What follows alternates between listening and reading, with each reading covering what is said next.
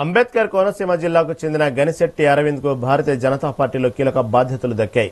ఆయనను బీజేపీ యువమోర్చా రాష్ట్ర అధికార ప్రతినిధిగా పార్టీ నాయకత్వం నియమించింది. బుధవారం అమలాపురంలో మీడియాతో మాట్లాడిన అరవింద్ తనపై నమ్మకంతో ఈ బాధ్యత అప్పగించిన పార్టీకి కృతజ్ఞతలు తెలిపారు. ప్రధాని నరేంద్ర మోదీ నాయకత్వంలో కేంద్ర ప్రభుత్వం అమలు చేస్తున్న సంక్షేమ పథకాలను ప్రతి ఇంటికి తీసుకెళ్లేందుకు కృషి చేస్తామన్నారు. Startup India, skill India, Mudra Yojana వంటి పథకాల ద్వారా యువత స్వయం ఉపాధి పొందేలా చైతన్యపరుస్తామని పేర్కొన్నారు.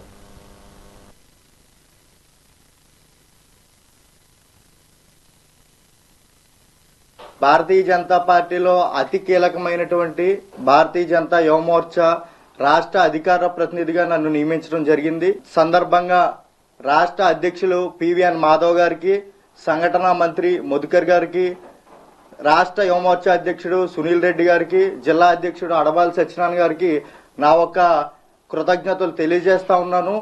అలాగే ఈ 2 రోజుల క్రితం ప్రవేశపెట్టిన కేంద్ర మంత్రి నిర్మలా సీతారామన్ గారు 9వసారి ఒక బడ్జెట్ ను 2026-27కి వార్షిక బడ్జెట్ ను ప్రవేశపెట్టడం జరిగింది. దాని గురించి కొద్దిగా క్లుప్తంగా వివరించడం జరుగుతుంది.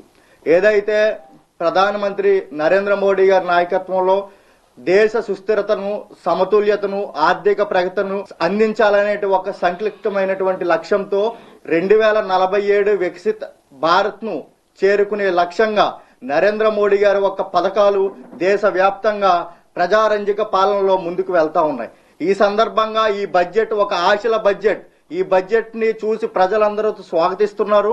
అట్లాగే ఈ బడ్జెట్ వల్ల పేద తరగతి, మధ్య తరగతి, చిట్ట చివరి అంత్యోదయ వరకు కూడా ఈ ఒక అభివృద్ధి ఫలాలు వెళ్తాయని నేను చెప్తా ఉన్నాను. భారతీయ జనతా పార్టీలో అతి కీలకమైన